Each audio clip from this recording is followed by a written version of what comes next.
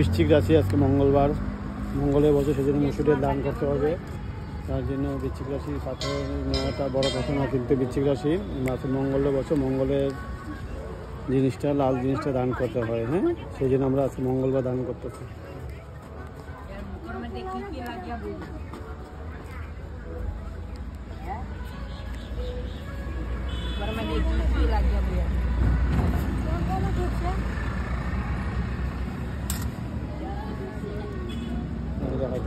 বেশি দূর যেতে লাগবে না।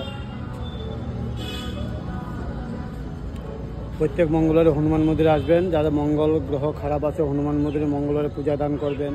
এবার মঙ্গলের বছর, সেই জন্য যাদের বৃশ্চিক রাশি তারা লাল জিনিস পরবেন এবং মুসুর ডাল দান করবেন। তারপর গ্রহ খারাপ ভালো দিকে থাকবে। সবই তো প্রবাল পাথর নিতে পারেন না, সেই জন্য